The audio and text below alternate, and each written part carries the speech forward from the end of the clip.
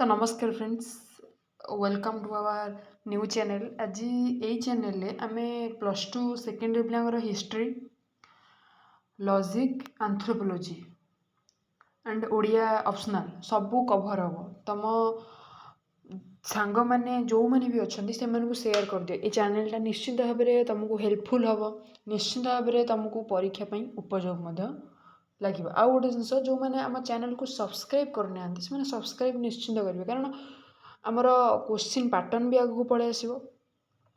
MCQ series हम, जो topic जो दिन पढ़ा ता परदिन तार क्वेश्चन आंसर डिस्कशन सहित तार एमसीक्यू प्रैक्टिस हम प्लस 5 ईयर पीवाईक्यू, जहाँफल तुम गोटे एनालिसिस पाई जाई परिबो कि यही टाइप रो क्वेश्चन आसी कि यही जिनस आम पढ़ले आउ टे आगू बढ़ी पार कि तुम इनक्रीजिंग पोजिशन तुम कौटी तुम डिक्रीज कर जाओ सब से विषय जापर। आउ ये न्यू चैनल आमर पुराना चैनल गोटे थिला, बट सेटा को आम डिलीट करके नुआ चैनलटा ओपन करूँ। आउ पिला माने तुम मान सहयोग निश्चिंत आम दरकार, बस गोटे गोटे शेयर बा गोटे गोटे सब्सक्राइब निश्चिंत करी। तो चलतु आज हूँ भारत इतिहास पढ़ा, जोटा आम सेकेंड ईयर तुम अच्छी ओडिया मीडियम पिला। आउ जो मैंने इंग्लिश मीडियम को पिला से मैंने प्लीज टे कमेंट रे मते जनइबे को मैंने इंग्लिश मीडियम से अनुसार आम बही डाउनलोड करके प्रिपेयर हवा।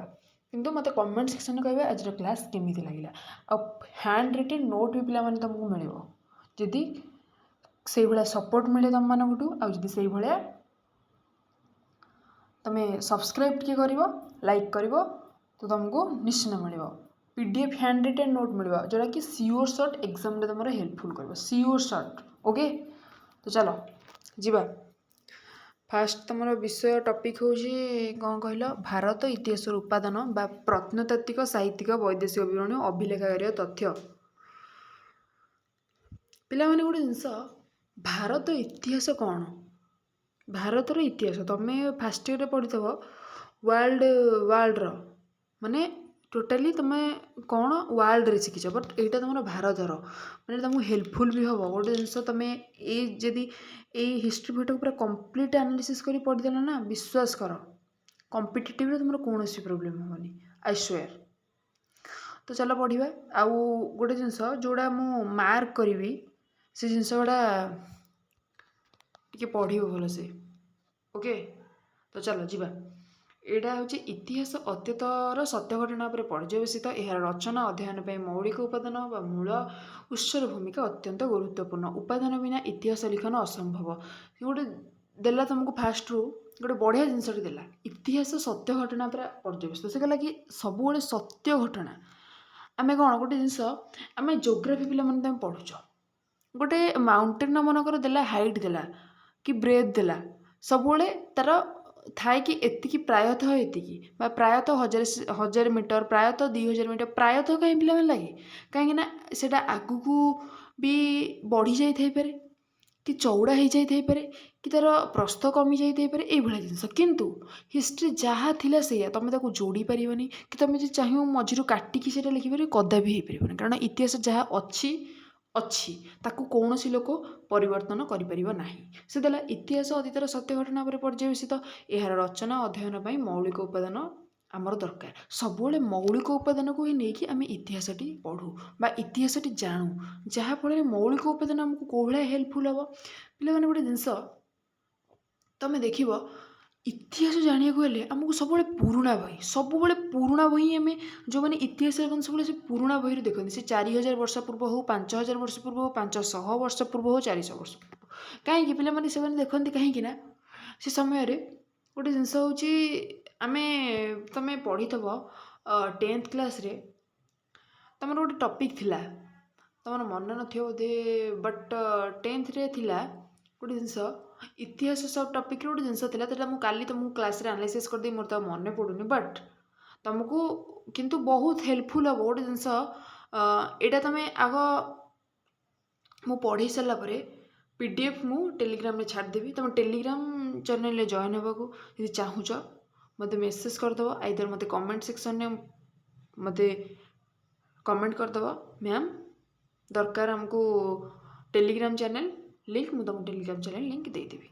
तो जी उपादान ही सत्य घटनार अनावरण करता पे उपादान तो तुम जाच कौन कौन उपादान गोटे जिनस उपादान ही आम गोटे जिनस पाइपर उपादान आम इतिहास पाइपर ग्रीस और रोम भली प्राचीन भारतर विधिवत भाव में इतिहास लिखा जाए से कहला ग्रीस और रोम भली प्राचीन भारत ता विधिवत भाव में इतिहास के लिखा जाए ना हेरोडोटस ग्रीस रे इतिहास रचनार भित्तिप्रस्तर स्थापना करते से कहला हेरोडोटस इतिहास रचनार भित्तिप्रस्तर स्थापना करते ग्रीस रे इतिहास रचनार किए भित्तिप्रस्तर स्थापना करते तुम कह हेरोडोटस से इतिहास जनक नाम परिचित पे मैंने यहाँ मोस्ट इंपोर्टेंट तुम कहते हेरोडोटस इतिहास जनक से पचार इतिहास जनक किए तुम कह हेरोडोटस तापर थुसिडाइडस इतिहास रचनार धारा को तथ्यनिष्ठ कर तोड़ी छाड़ यार बेस किसी इंपोर्टाट ना आम एकादिन प्रत्नतात्विक उपादान साहित्यिक उपादान और अभिलेखागार उपादान को आसवा पे प्रत्नतात्विक उपादान कौन से देखिए आक्षरिक अर्थ में पुरातात्विक अवशेषर अध्ययन को बुझाई था जहाँ माटी उपर माटी तले दृष्टिगोचर होता है से कहला कि यह पुरातात्विक माटी तले जोटा देखा जाए माटी उपर जहाँ देखा जाए सर्वेक्षण और खनन सर्वेक्षण आम खोलिया प्रक्रिया जोटा आम हरप्पा मोहनजोदारो से खनन प्रक्रिया नहीं तो मिलता से भाया जिनस एगुड़िकर उपयुक्त विश्लेषण द्वारा आवश्यक तथ्य ऐतिहासिक मानक मिलता है तार उदाहरण पे इंपोर्टाट यहाँ परीक्षा आम बेले पड़ी 1784 मसीह बंगरे एशियाटिक सोसाइटी गठन होइथिला एटा देख 11 मार्च जोटा 1784 मसीह बंगरे एशियाटिक सोसाइटी प्रतिष्ठा फल प्रत्नतात्विक क्षेत्र में अनेक गवेषणा कर पिला जोटा मुझे 11 मार्च से पढ़ इंपोर्टाट ओके तब प्रत्नतात्विक उपादान को विभिन्न भाग में विभक्त कराई अभिलेख मुद्रा कीर्तिस्तंभ कला स्थापत्य प्रत्नतात्विक उपादान कौन कौन अभिलेख कहले प्रस्तर स्तंभ मंदिर कांथ गुंफा और ताम्रफलक विभिन्न प्राचीन लिपि लिखा जाता विषय को बुझाई था से कहला कि अभिलेख कहले प्रस्तर स्तंभ मंदिर कांथ गुंफा व ताम्रफलक विभिन्न प्राचीन लिपि लिखा जाता यार अध्ययन को पूरा लेख तथ्य कहुई थे से कहला कि अभिलेख कौन चल आम आगू पढ़ा से कहला कि मिली स्थान उल्लिखित तथ्यर अध्ययन और यार व्याख्या से कहला कि मिली स्थान और तार अध्ययन और तार व्याख्या को अभिलेख कहुई कौन अभिलेख कहुई गोटे जिनस देला अशोकों समय अभिलेख गुड़िक मुख्यतः ब्राह्मी लिपि लिखा जाता बेले ही केतक अभिलेख खरस्ती लिपि ग्रीक आरबीय लिपि व्यवहार देखा मिले एगुड़िक प्राकृत भाषार व्यवहार कराई से जी पचार तुमको प्राकृत भाषा लिपि क्या समय मिलता तुम कह अशोक भाषा द्वितीय शताब्दी ठार अभिलेख गुड़िक संस्कृत भाषार व्यवहार मिलता हरप्पा सभ्यतार मोहर किसी दृष्टिगोचर होता है एटा छाड़ यहाँ हूँ इंपोर्टाट अभिलेख गुड़िक राजा मानकर गुणगान कराई कौ राजा मानकर गुणगान कराई जोड़ा 11 मार्च पे पढ़ीदेव तुम से ही क्वेश्चन तुम आसो या बाहर आउ क्वेश्चन पढ़ो ना तेल प्रयाग प्रशस्ति कौन यह समुद्रगुप्त युद्ध संस्थि व्यापार मंत्री हरिसेन पृष्ठपोषकतार लिखा जाता ए समुद्रगुप्त सिंहासन आरोहण राज्य धर्मनीति विषय में अच्छी लिख नासिक अभिलेख से तुम प्रयाग प्रशस्ति यहाँ नासिक अभिलेख हाथीगुंफा अभिलेख ऐहोल अभिलेख श्रेणी अंतर्भुक्त अनेक अभिलेख धर्म विषय रचना कर अशोकर अनेक अभिलेख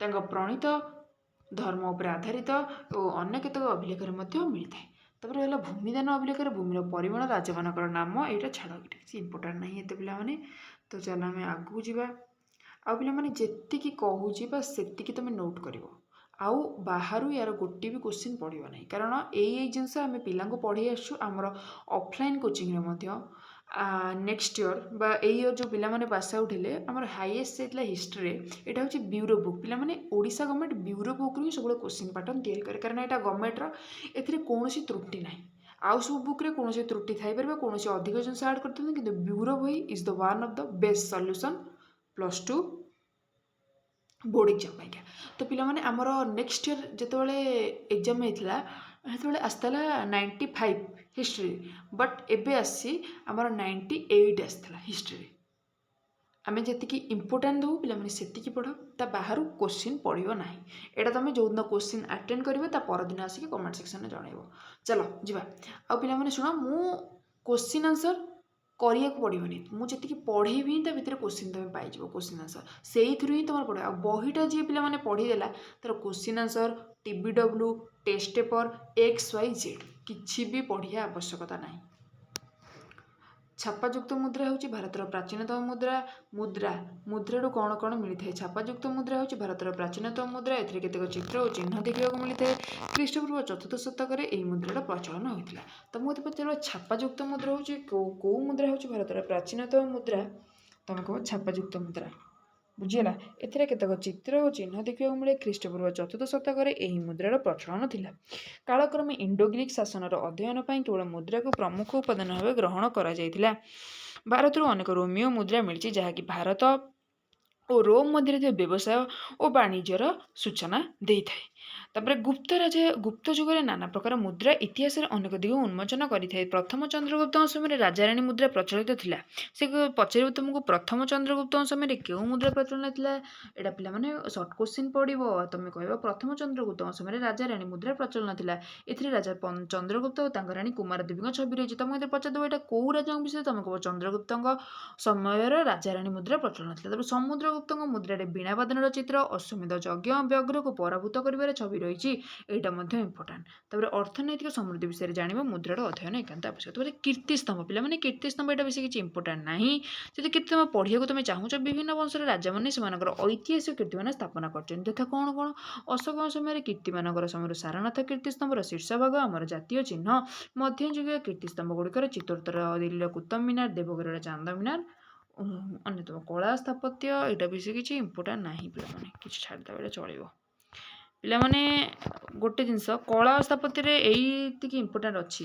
ତିଗୁଆର ବିଷ୍ଣୁ ମନ୍ଦିର, ଦେଓଗଡ଼ର ଦଶାବତାର ମନ୍ଦିର, ନାଚନାକୁଠାରର ଶିବ ମନ୍ଦିର, ଜାଭା ଓ କାମ୍ବୋଡ଼ିଆର ପ୍ରକାଣ୍ଡ ମନ୍ଦିରମାନ ଉପରେ ଆଲୋକପାତ କରିଛନ୍ତି। ପ୍ରାଗ ଐତିହାସିକ ଯୁଗର ଗୁମ୍ଫା କାନ୍ଥରେ ବିଭିନ୍ନ ପ୍ରକାର ଚିତ୍ରକଳା ଦେଖିବାକୁ ମିଳେ। ମଧ୍ୟପ୍ରଦେଶରେ ଭୀମବେଟକାରେ ଏକ ଉଲ୍ଲେଖନୀୟ ଗୁମ୍ଫାକଳା ଅଛି। ହରପ୍ପା ସଭ୍ୟତାରେ ବିଭିନ୍ନ ବସ୍ତୁରେ କଳା, ଏଇଟା କିଛି ବେଶୀ ଇମ୍ପୋର୍ଟାଣ୍ଟ ନାହିଁ ପିଲାମାନେ। ଯେତିକି ଗାର ମାରିଲି ସେଇଟା ଖାଲି ଟିକେ ଦେଖିଦେବ। ସ୍କ୍ରିନଶଟ୍ ପିଲାମାନେ ମାରିଦିଅ, ନହେଲେ ତୁମେ ଟେଲିଗ୍ରାମ ଚ୍ୟାନେଲରେ ମୋତେ ଲିଙ୍କ ମାଗିଦେବ, ମୁଁ ଜଏନ୍ କରିଦେବି ତୁମକୁ। ସାହିତ୍ୟିକ ଉପାଦାନ, ଲିଟରେରୀ ସୋର୍ସ। ଭାରତ ସାହିତ୍ୟିକ କ'ଣ କ'ଣ ଆମକୁ ଲିଟରେରୀ ସୋର୍ସ ମିଳିଥାଏ? ଗୋଟେ ଧର୍ମ ସାହିତ୍ୟ, ଆଉ ଗୋଟେ ହେଉଛି ଆମର ଜୀବନ ଚରିତ, ରାଜନୀତି ଶାସ୍ତ୍ର। ତ ପିଲାମାନେ ଧର୍ମ ସାହିତ୍ୟ କ'ଣ? ଏଇଟା ହେଉଛି ମୋଷ୍ଟ ଇମ୍ପୋର୍ଟାଣ୍ଟ। ପିଲାମାନେ ଟିକେ ମନ ଦେଇକି ଦେଖ। କହିଲା ଧର୍ମ ସାହିତ୍ୟରେ ବେଦର ସ୍ଥାନ ଅତ୍ୟନ୍ତ ଉଚ୍ଚରେ। ଆମେ ଜାଣିଛେ ବେଦରୁ ହିଁ ସବୁ ଜିନିଷ ମିଳିଥାଏ ଆମକୁ, ବେଦରୁ। ତାପରେ 6ଟି ବେଦାଙ୍ଗ ଆମର ଅଛି। ପିଲାମାନେ 6ଟି ବେଦାଙ୍ଗ କ'ଣ କ'ଣ? ଶିକ୍ଷା, କଳ୍ପ, ନିରୁକ୍ତ, ଛନ୍ଦ, ବ୍ୟାକରଣ, ଜ୍ୟୋତିଷ। ପିଲାମାନେ ଏଇଟା ସର୍ଟ କୋଶ୍ଚିନ୍ରେ ପଚାରିଛି ବହୁତ ଥର। ଏଇଟା ମନେ ରଖିବ, ନହେଲେ ସ୍କ୍ରିନଶଟ୍ ମାରିକି ରଖ, ନହେଲେ ନୋଟ୍ ଯଦି ଯେଉଁମାନେ ବନାଉଛ ନୋଟ୍ ବି ବନେଇ ପାରିବ। ତାପରେ ଉପନିଷଦରୁ ଅନେକ ଦାର୍ଶନିକ ଓ ଆଧ୍ୟାତ୍ମିକ ତଥ୍ୟ ମିଳିଥାଏ। ବୈଦିକ ସାହିତ୍ୟରେ ମଧ୍ୟ 3ଗୋଟି ସୂତ୍ର ରହିଛି। ସେଗୁଡ଼ିକ ହେଉଛି କଳ୍ପସୂତ୍ର, ଗୃହସୂତ୍ର ଓ ଧର୍ମସୂତ୍ର। 2ଟି ମହାକାବ୍ୟ ଯଥା ରାମାୟଣ ଓ ମହାଭାରତ ଇତିହାସକୁ ସମୃଦ୍ଧ କରିଛନ୍ତି। ଏଇଟା ହେଉଛି ତମର ମହାକାବ୍ୟ। ତାପରେ ଆସିବ ବିଷ୍ଣୁ ପୁରାଣ, ମତ୍ସ୍ୟ ପୁରାଣ। ଏଗୁଡ଼ା ଛାଡ଼, କିଛି ବେଶୀ ଇମ୍ପୋର୍ଟାଣ୍ଟ ନାହିଁ ଏଗୁଡ଼ା। ତାପରେ ଜୀବନ ଚରିତ। ଓକେ ପିଲାମାନେ, ଜୀବନ ଚରିତଟା ମେନ୍ ଇମ୍ପୋର୍ଟାଣ୍ଟ। ତୁମକୁ ଏଇଟା ପଚାରିବନି ଜୀବନ ଚରିତ କୁହ, ବଟ୍ ତୁମକୁ ସର୍ଟ କୋଶ୍ଚିନ୍ ଏଗୁଡ଼ା ପଚାରିବ। ହସ ଚରିତ କାହାର? ତମେ କହିବ ବାଣଭଟ୍ଟ। ବିଲ୍ହଣଙ୍କ ବିକ୍ରମଙ୍କ ଚରିତ, ଜୟସିଂହଙ୍କ କୁମାରପାଳ ଚରିତ, ସନ୍ଧ୍ୟାକର ନଦୀଙ୍କ ରାମଚରିତ, ଚାନ୍ଦପରଦେଙ୍କ ପୃଥ୍ୱୀରାଜ ରାସୋ, ତାପରେ ବିଶାଖଦତ୍ତଙ୍କ ମୁଦ୍ରା ରାକ୍ଷସ, ଚନ୍ଦ୍ରଗୁପ୍ତ ମୌର୍ଯ୍ୟଙ୍କ ବିଷୟରେ ଆଲୋଚନା ଦେଇଥାଏ। ତାପରେ ଦେବୀ ଚନ୍ଦ୍ରଗୁପ୍ତମ, ଗୁପ୍ତ ବଂଶର ଦ୍ୱିତୀୟ ଚନ୍ଦ୍ରଗୁପ୍ତଙ୍କ ଇତିହାସ ତଥ୍ୟ ରହିଛି। ଭାଗପତିଙ୍କ ଗୌଡ଼ବାହୁ ଏବଂ ଯଶବର୍ମନଙ୍କ ବିଷୟରେ ଉଲ୍ଲେଖ ରହିଛି। ପିଲାମାନେ ଯେତିକି ଗାର ମାରିଲି ନା, ସେତିକି ଗୋଟେ ନୋଟ୍ ବହିରେ ହେବ, ସ୍କ୍ରିନଶଟ୍ ମାରିକି ରଖିଦିଅ। ତମର ଏଇଟା ମୋଷ୍ଟ ଇମ୍ପୋର୍ଟାଣ୍ଟ। ଏଇଥିରୁ ତୁମେ 1 କିମ୍ବା 2ଟି ସର୍ଟ କୋଶ୍ଚିନ୍ ନିଶ୍ଚିନ୍ତ ପାଇବ। ପୁରା ଲେଖିକି ଗ୍ୟାରେଣ୍ଟେଡ୍ ରଖିଦିଅ। ରାଜନୀତି ଶାସ୍ତ୍ର। ପିଲାମାନେ ରାଜନୀତି ଶାସ୍ତ୍ର, ଅର୍ଥଶାସ୍ତ୍ର ହେଉଛି ଗୋଟିଏ କୌଟଲ୍ୟଙ୍କର ଗୋଟେ ରାଜନୀତି ଶାସ୍ତ୍ର। ଏଇଟା ଯେଉଁ ଅଛି ରାଜନୀତି ସମ୍ପର୍କୀୟ ଗ୍ରନ୍ଥ, କୌଟଲ୍ୟଙ୍କ ଅର୍ଥଶାସ୍ତ୍ର, ତାହା ହେଉଛି ମୁଖ୍ୟ। ତାପରେ ଏଇଟା ହେଉଛି ଆମର କମଣ୍ଟକଙ୍କ ନୀତିସାର, ପାଣିନିଙ୍କର ଅଷ୍ଟାଧ୍ୟାୟୀ, ପାତଞ୍ଜଳିଙ୍କ ମହାଭାଷ୍ୟ ମଧ୍ୟ ବିବରଣୀ ମିଳିଥାଏ, ଯେଉଁଟାକି ଆମର ରାଜନୀତି ଶାସ୍ତ୍ରରେ ଯାଉଛି। ତାପରେ ଇତିବୃତ୍ତ। ପିଲାମାନେ ଇତିବୃତ୍ତ, ରାଜତରଙ୍ଗିଣୀ ହେଉଛି ଗୋଟେ ଇତିବୃତ୍ତ। ଓକେ, କୀର୍ତ୍ତି କୁମୁଦିନୀ ନେପାଳ ଇତିହାସ ଉପରେ ଆଲୋକପାତ କରିଥାଏ। ସେ ତୁମକୁ ପଚାରିବ ନେପାଳ ଇତିହାସ କୋଉ ଇତିବୃତ୍ତିରେ ଲେଖେ? ତମେ କହିବ କୀର୍ତ୍ତି କୁମୁଦିନୀ। ତାପରେ ଚାଚାନାମା ମୁସଲମାନଙ୍କ ସିନ୍ଧୁ ପ୍ରଦେଶର ଅଧିକାର ସୂଚନା ମିଳିଛି। ରାସମଲ୍ଲ ଗୁଜରାଟ ଅଞ୍ଚଳରେ ଇତିହାସ ଲେଖିବାରେ ସହାୟକ ହୋଇଥିଲା। ତାପରେ ମାଦଳାପାଞ୍ଜି ଓଡ଼ିଶାର ବିଭିନ୍ନ ଅଂଶରେ ରାଜମାନଙ୍କର ଉଲ୍ଲେଖ ରହିଛି। ପିଲାମାନେ ଯେତିକି ଗାର ମାରିଲେ ସେଇଟା ଟିକେ ଭଲସେ ପଢ଼ିଦେବ। ଏଇଠି ତୁମ ସର୍ଟ କୋଶ୍ଚିନ୍ ଗୋଟେ ପଡ଼ିଯାଇପାରେ। ତାପରେ ସଂସ୍କୃତ ସାହିତ୍ୟ। ସଂସ୍କୃତ ସାହିତ୍ୟ ପିଲାମାନେ ତୁମେ ଜାଣିଛ କାଳିଦାସଙ୍କର ସଂସ୍କୃତ। କ'ଣ କ'ଣ ସେମାନେ ଲେଖିଥିଲେ? କାଳିଦାସଙ୍କ ରଚନାମାନ ସଂସ୍କୃତ ସାହିତ୍ୟକୁ ସମୃଦ୍ଧ କରିଛି। ତାଙ୍କର ଅନନ୍ତବ୍ୟ ଗ୍ରନ୍ଥ ଗୁଡ଼ିକ ହେଉଛି ରଘୁବଂଶମ୍, ମାଳବିକାଗ୍ନିମିତ୍ରମ୍, କୁମାର ସମ୍ଭବମ୍, ଅଭିଜ୍ଞାନ ଶାକୁନ୍ତଳମ୍, ବିକ୍ରମାଙ୍ଗବର୍ଷମ୍, ଋତୁସଂହାର। ଏଗୁଡ଼ିକ ତତ୍କାଳୀନ ସାମାଜିକ ଅବସ୍ଥାରେ ଚିତ୍ର ରହିଥାଏ। ବରାହମିହିରଙ୍କ ବୃହତ୍ ସଂହିତା। ପିଲାମାନେ ଏଇଥିରୁ ତମର ଗୋଟିଏ କୋଶ୍ଚିନ୍ ଆସିବ ହିଁ ଆସିବ, ନିଶ୍ଚିନ୍ତ ଆସିବ। ଗୋଟେ ଗାର, ପୁରା ଭେରି ଇମ୍ପୋର୍ଟାଣ୍ଟ ତମର ଏଇଟା। ଦଣ୍ଡିଙ୍କର ଦଶକୁମାର ଚରିତ, ଅମର ସିଂହଙ୍କ ଅମରକୋଷ, ବିଷ୍ଣୁ ଶର୍ମାଙ୍କ ପଞ୍ଚତନ୍ତ୍ର ସଂସ୍କୃତ ସାହିତ୍ୟର ଅମୂଲ୍ୟ ଗ୍ରନ୍ଥ। ତାପରେ ଏଇ ଜିନିଷ ଗୁଡ଼ା ପିଲାମାନେ ଟିକେ ପଢ଼ିଦେବ ଭଲସେ, ମୁଁ ଯେଉଁଟା ଗାର ମାରିଲି। ଓକେ, ତାପରେ ଆଗକୁ ଯିବା। ବୈଦେଶିକ ବିବରଣୀ ପିଲାମାନେ, ବୈଦେଶିକ ବିବରଣୀ ତମର ଇଣ୍ଡିକା କିଏ ଲେଖିଥିଲେ ପିଲାମାନେ? ଇଣ୍ଡିକା ତମର ମେଘାସ୍ତିନିସ୍ ଲେଖିଥିଲେ। ପିଲାମାନେ ଯେଉଁମାନେ ନୋଟ୍ କରୁଛ ସେମାନେ ଲେଖ, ମେଘାସ୍ତିନିସ୍ ଇଣ୍ଡିକା ପୁସ୍ତକ ଲେଖିଥିଲେ। ଚନ୍ଦ୍ରଗୁପ୍ତ ମୌର୍ଯ୍ୟଙ୍କ ସମୟରେ ସେ ଆସିଥିଲେ। ଏଠି ଦେଖ ପିଲାମାନେ ଲେଖା ହେଇଛି ବି, ଚନ୍ଦ୍ରଗୁପ୍ତ ମୌର୍ଯ୍ୟଙ୍କ ସମୟରେ ଗ୍ରୀକ୍ ପରିବ୍ରାଜକ ମେଘାସ୍ତିନିସ୍ ଭାରତକୁ ଆସିଥିଲେ। ସେ ସେଲ୍ୟୁକସ୍ ନିକଟରଙ୍କ ରାଷ୍ଟ୍ରଦୂତ ଥିଲେ। ସେ ଚନ୍ଦ୍ରଗୁପ୍ତ 304ରୁ 299 ପର୍ଯ୍ୟନ୍ତ 5 ବର୍ଷ ଅବସ୍ଥାନ କରିଥିଲେ। ସେ ସମୟରେ ପ୍ରତ୍ୟକ୍ଷଦର୍ଶୀ ବିବରଣୀ ତାଙ୍କ ଲେଖାରୁ ମିଳିଥାଏ।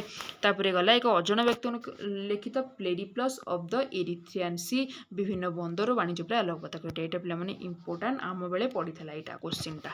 ଏଇଟା ସ୍କ୍ରିନଶଟ୍ ମାରିକି ରଖିଦିଅ। ଟଲେମିଙ୍କର ଭୂଗୋଳ ମଧ୍ୟ ପଡ଼େ। ତାପରେ ଚୀନ ପରିବ୍ରାଜକ ଫାଇୟାନ୍ ଗୁପ୍ତ ଯୁଗର ସମ୍ରାଟ ଚନ୍ଦ୍ରଗୁପ୍ତ ବିକ୍ରମାଦିତ୍ୟଙ୍କ ସମୟରେ ସେ ଭାରତକୁ ଆସିଥିଲେ। ଏଇଟା ପିଲାମାନେ କୋଶ୍ଚିନ୍ ପଚାରିଦେବ, କେଉଁ ପରିବ୍ରାଜକ ଚନ୍ଦ୍ରଗୁପ୍ତ ବିକ୍ରମାଦିତ୍ୟଙ୍କ ସମୟରେ ବସିଥିଲେ? ତମେ କହିବ ଚୀନ ପରିବ୍ରାଜକ। ଓକେ, ତାପରେ ସେ ବୌଦ୍ଧ ଧର୍ମରେ ଥିଲେ। ତାପରେ ସେ ଭାରତକୁ ଆସିଥିବା ପରିବ୍ରାଜକ ମଧ୍ୟରେ ହୁଏନ୍ସାଙ୍କ ବିବରଣୀ ଅତ୍ୟନ୍ତ ଗୁରୁତ୍ୱପୂର୍ଣ୍ଣ। ସେ 626ରୁ 644 ପର୍ଯ୍ୟନ୍ତ ଭାରତରେ ରହିଥିଲେ। ଏହି ସମୟ ମଧ୍ୟରେ ସେ ଭାରତର ଅନେକ ସ୍ଥାନ ଭ୍ରମଣ କରିଥିଲେ। ସେ ମଧ୍ୟ ଖ୍ରୀଷ୍ଟାବ୍ଦ 639ରେ ଓଡ଼ିଶା ପରିଭ୍ରମଣ କରିଥିଲେ ହୁଏନ୍ସା। ତାପରେ ହୁଏନ୍ସାଙ୍କ ପୁସ୍ତକ ହେଉଛି ପିଲାମାନେ ସିୱିକି। ଏଇଟା ହେଉଛି ପିଲାମାନେ ଇମ୍ପୋର୍ଟାଣ୍ଟ, ସିୱିକି, ଏଟାକୁ ସ୍କ୍ରିନଶଟ୍ ମାରିକି ରଖ।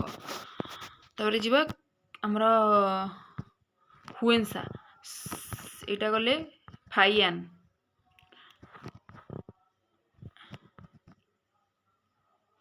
ଖ୍ରୀଷ୍ଟାବ୍ଦ 712ରେ ଆରବମାନେ ସିନ୍ଧୁ ପ୍ରଦେଶ ଆକ୍ରମଣ କରିଥିଲେ। ତାପରଠାରୁ ଭାରତ ଇତିହାସର ଅନେକ ତଥ୍ୟ ଆରବିଆନଙ୍କ। ତାପରେ ତାହିକି ହିନ୍ଦ ପିଲାମାନେ କାହାର କହିଲ? ହୁଏନ୍ସାଙ୍କର। ଓକେ, ସରି, ଗଜନୀର ମାମୁଦ ଆଲବେରୁଣି ଭାରତକୁ ଆସିଥିଲେ। ସଂସ୍କୃତ ଭାଷାରେ ତାଙ୍କ ଲିଖିତ ପୁସ୍ତକ ତାହିକି ହିନ୍ଦ। ଆଲବେରୁଣିଙ୍କର ତାହିକି ହିନ୍ଦ ପିଲାମାନେ, ସରି ଆଲବେରୁଣିଙ୍କର ତାହିକି ହିନ୍ଦ। ମାର୍କୋପୋଲୋ ତ୍ରୟୋଦଶ ଶତାବ୍ଦୀରେ ଭାରତ ଆସିଥିଲେ। ତାଙ୍କ ବିବରଣୀରୁ ଅନେକ ସୂଚନା ମିଳିଥାଏ। ତାପରେ କିତାବୁଲ ହିନ୍ଦ ରହଲାର ରଚୟିତା ମହମ୍ମଦ ବିନ୍ ତୁଗଲକ ହେଉଛନ୍ତି, ମହମ୍ମଦ ପିଲାମାନେ ଏଇଟା ଇମ୍ପୋର୍ଟାଣ୍ଟ, ଏଇଟା ପରୀକ୍ଷାରେ ପଡ଼ିବ। ମହମ୍ମଦ ବିନ୍ ତୁଗଲକ କିତାବୁଲ ରହଲାର ରଚୟିତା। ତମକୁ ପଚାରିବ କିତାବୁଲ ରହଲାର ରଚୟିତା। ପିଲାମାନେ ଏଇ ଯେଉଁ ଇମ୍ପୋର୍ଟାଣ୍ଟ ଗୁଡ଼ା, ଏଇଟା କୌଣସି ବୁକ୍ରେ ତୁମକୁ ମିଳିବ ନାହିଁ, କୌଣସି ବୁକ୍ରେ ତୁମକୁ ମିଳିବ ନାହିଁ। ଏଇଟା ହେଉଛି ବ୍ୟୁରୋର ଲାଟେଷ୍ଟ ଭର୍ସନ୍ ବା ପୁରୁଣା ଭର୍ସନ୍। ଏଥିରେ ବହୁତ କୋଶ୍ଚିନ୍ ପିଲାମାନେ ଆସିବ। ଯେତିକି ଗାର ମାରୁଛି ପିଲାମାନେ ସେତିକି ଘୋଷ ବା ସେତିକି ନୋଟ୍ ବନେଇକି ରଖ। ଆଉ ତୁମର ଯଦି ଗୋଟେ କୋଶ୍ଚିନ୍ ସର୍ଟ କୋଶ୍ଚିନ୍ ମିସ୍ ହେଲା, ତାପରେ ଆସିକି କହିବ। ତାଙ୍କର ବିବରଣୀ ମଧ୍ୟଯୁଗୀୟ ଇତିହାସ ମଧ୍ୟ ପଡ଼ିଥିଲା। ତ ଯିବା, ଆଉ ବେଶୀ ଇମ୍ପୋର୍ଟାଣ୍ଟ ଏଥିରେ କିଛି ନାହିଁ। ତ ପିଲାମାନେ ଏଇଟା ଇମ୍ପୋର୍ଟାଣ୍ଟ। ତବାକତ, ମଧ୍ୟଯୁଗୀୟ ସାହିତ୍ୟରେ ତବାକତ ଇ ନସରୀ ରଚନା ଥିଲେ ମିନହାଜୁ ସିରାଜ। ମହମ୍ମଦ ଘୋରୀଙ୍କ ଭାରତ ଆକ୍ରମଣ ବିଷୟରେ ତବାକତ ଇ ନସରୀଙ୍କ ରଚନା ଥିଲେ ମିନହାଜୁ ସିରାଜ। ତବାକତ ଇ ନସରୀ ଥିଲେ ମିନହାଜୁ ସିରାଜ। ତାପରେ ଜିଆଉଦ୍ଦିନ ବରାଣୀଙ୍କର ଲିଖିତ ହେଉଛି ଆମର ତାରିଖି ଫିରୋଜ ଶାହୀ। ତାପରେ ଅମୀର ଖୁସ୍ରୁଙ୍କ ଖାଜାଇନ୍ ଉଲ୍ ଫୁତୁ। ତାପରେ ବାବରଙ୍କର ତୁଜୁକି ବାବରୀ। ତାପରେ ଗଲା ଆବୁଲ ଫଜଲଙ୍କ ଆକବରନାମା ଆଇନି ଆକବରୀ। ଏଇଟା ପିଲାମାନେ ସ୍କ୍ରିନଶଟ୍ ମାରିକି ଏଇଟା ଟିକେ ପଢ଼ିଦେବ। ତାପରେ ପିଲାମାନେ ଅଭିଲେଖକାରୀ ଉପାଦାନ। ପିଲାମାନେ ଅଭିଲେଖକାରୀ ଉପାଦାନ କ'ଣ କହିଲ? ଯେଉଁ ଜିନିଷ ଗୁଡ଼ା ଆମର ମାନେ ଲିଖିତ ଆକାରରେ ଥାଏ, ସରକାରୀ ଦସ୍ତାବିଜ ହେଉ କି ବିଭିନ୍ନ ସଂସ୍ଥାର ଦଲିଲ ହେଉ, ନ୍ୟୁଜ୍ ପେପର ହେଉ, ଏଗୁଡ଼ା ଜିନିଷ, ଏଗୁଡ଼ା ପିଲାମାନେ ବେଶୀ କିଛି ପଢ଼ିବା ଦରକାର ନାହିଁ। ଏଗୁଡ଼ା ତୁମର ଆସିବ ନାହିଁ ବି। ଓକେ, ଏଇଟା ଖାଲି ଟିକେ ପଢ଼ିଦେବ। ମୁଁ ତୁମକୁ PDFଟା ସେୟାର କରିଦେବି, ଖାଲି ଟିକେ ପଢ଼ିଦେବ। କିନ୍ତୁ ଏଥିରେ କିଛି କୋଶ୍ଚିନ୍ ଆସିବ ନାହିଁ। ପିଲାମାନେ ଯେତିକି ଗାର ମାରିଲି ଖାଲି ସେତିକି ତୁମେ ପଢ଼ିକି ଆସିବ। ତ ସେତିକି ତୁମେ ପଢ଼ିବ। କାଲି ଆମେ ଏହାର କୋଶ୍ଚିନ୍ ଆନ୍ସର୍ ଡିସ୍କସନ୍ କରିବା। ମୁଁ ଲାଇଭ୍ ଆସିବି, ତୁମମାନେ ସମସ୍ତେ ମୋତେ କୋଶ୍ଚିନ୍ ଆନ୍ସର୍ ଦେବ। ଆଉ ମୁଁ ଲାଇଭ୍ ନ ଆସିଲେ ବି ପିଲାମାନେ ମୁଁ କହୁଛି ଏଇଟା ଗ୍ୟାରେଣ୍ଟିଡ୍ ଦେଇପାରିବି। ତୁମେ ଯଦି କୋଶ୍ଚିନ୍ ତୁମେ ଯଦି ଭଲ କି ଏଇ ଟପିକ୍ଟା କ୍ଲିଅର୍ କରିଦେବ ନା, କୌଣସି ପୁସ୍ତକ ତୁମକୁ ଧରିବାକୁ ପଡ଼ିବ ନାହିଁ। TBW, ଟେଷ୍ଟ ପେପର, ତୁମର MBD, XYZ ଯାହା ବି ହଉ, ଯଦି ସଲ୍ଭ ନ କରିପାରିଲ ମୋତେ କହିବ, କାରଣ ସବୁତକ ବହିକୁ ନେଇକି ହିଁ କୋଶ୍ଚିନ୍। ଓକେ ପିଲାମାନେ, ଆମେ ସେକେଣ୍ଡ କ୍ଲାସ୍ ତ ମୁଁ ହିଷ୍ଟ୍ରି ତୁମକୁ ପଢ଼େ। ଆଉ କେମିତି କ'ଣ କ୍ଲାସ୍ ଲାଗିଲେ ନିଶ୍ଚିନ୍ତ କମେଣ୍ଟରେ ଟିକେ ଜଣେଇବେ। ଆଉ ହଁ, ଲଜିକ୍ କ୍ଲାସ୍ କେବେଠୁ ଷ୍ଟାର୍ଟ ହେବ? ପିଲାମାନେ ତୁମ ଡିମାଣ୍ଡରେ ହିଁ ଲଜିକ୍ କ୍ଲାସ୍ ଷ୍ଟାର୍ଟ ହେବ। ଯେଉଁ ଦିନଠୁ ତୁମେ କହିବ ମ୍ୟାମ୍ ଏଇ ଦିନଠୁ ଲଜିକ୍ କ୍ଲାସ୍ ଷ୍ଟାର୍ଟ କରନ୍ତୁ, ସେ ଦିନ। ଆଉ ଲଜିକ୍ କ୍ଲାସ୍ ପିଲାମାନେ ପୁରା ହଜିଯିବ ତୁମେ। ମୋର ଥିଲା ଲଜିକ୍ରେ 99। ଆମ ପ୍ରିଭିୟସ୍ ଇୟର୍ ଯେତେବେଳେ ଏ ବର୍ଷ ବି ବ୍ୟାଚ୍ ହେଇଥିଲେ ସେମାନଙ୍କର ଥିଲା ବି 99। ଆଉ ପିଲାମାନେ ଯଦି ଲଜିକ୍କୁ ତୁମେ ୱାନ୍ସ ଟାର୍ଗେଟ୍ କରିଦେଲ ନା, ତୁମର 100 ଆଉଟ୍ ଅଫ୍ 100 ରହିବ। ଆମ ଉପର ବ୍ୟାଚ୍ ପିଲା 100 ଆଉଟ୍ ଅଫ୍ 100 ଗୋଟେ ପିଲା ରଖିଥିଲା। बीजेपी कॉलेज स्टूडेंट छी और तुम चाहिए से मार्क स्कोर कर आंथ्रोपोलॉजी क्लास हम ओडिशा रे को भी इंस्टीट्यूट रे आंथ्रोपोलॉजी तुमको ऑनलाइन प्लेटफॉर्म मिल ना कि आम ऑनलाइन फ्री ऑफ कॉस्ट तुमको दबो आ जो मैंने पेड बैच भी जॉइन होगा चाहूँ से निश्चिंत कमेंट सेक्शन कह आ पेड बैच मान स्पेशल अरेंजमेंट अच्छी आउ तेरे स्पेशल गाइडेंस मिल हैंड रिटेन नोट्स मिल प्लस तुमको पीवाईक्यू रो पीडीएफ मिल प्लस तुमको आंथ्रोपोलॉजी जोटा कि ओडिशा सारा कोठी तुमको को टीचर भी पढ़ाई पारे जोटा जिनस कोठी सेमती टीचर ही ना आंथ्रोपोलॉजी टीचर ही कि आम पाखे आंथ्रोपोलॉजी टीचर आवेलेबल अच्छा आंथ्रोपोलॉजी टीचर आम पाखे आवेलेबल अच्छा पे तुमको ओडिया प्लस इंग्लीश रे प्रोवाइड करा तुम्हें कहला बट जो मैंने पेड ग्रुप रे जॉइन होगा चाहो से मतलब कमेंट करवा और जो मैंने पेड ग्रुप रे जॉइन होगा चाहूना किसी अननेसेसरी जिन करवा दरकार नहीं आमर यूट्यूब रे भी क्लास हम ओनली क्लास हम आंथ्रोपोलॉजी ओनली क्लास हम कारण डिमांडिंग सब्जेक्टा जेहेतु आम पेड क्लास ये रखीचु ओके तो जदि क्लास भल लगी था निश्चित लाइक शेयर सब्सक्राइब टे करेंगे पिला माने टे कमेंट करेंगे केमती लगिला आउ किसी इम्प्रूवमेंट दरकार जब मत कहे मुझे हैंड रिटेन नोट तुमको टेलीग्राम रे शेयर करदेवी आ टेलीग्राम चैनल जॉइन हो मत कमेंट रे लिंक तुम लिंक बोली कि हो कि अबा टेलीग्राम चैनल मैडम लिंक दियो मुझे पठेदेवी तुमको आ गोटे जिनस पिला माने जहाँ कहली से बस खाली पढ़ीदव टी खाली रीड करदेव आ कि तुम अननेसेसरी जिन पढ़ा दरकार ना एतिकी ग्यारंटी नियो निश्चिंत तुम 85+ 90+ हिस्ट्री आम रखिक तुमको देखेबू खाली बही पढ़ी ओनली बही ओनली बुक्स ओके तो पे मैंने क्लास केमती लगे निश्चिंत जनइबे आउ हैंड रिटेन नोट्स ट्राए कर बनने को तुमको किसी पढ़िया को पड़े हैंड रिटेन नोट बनइले यदि क्लास भल लगी लाइक शेयर सब्सक्राइब करेंगे रोचे जय जगन्नाथ और निजर मतामत निश्चिंत देवे।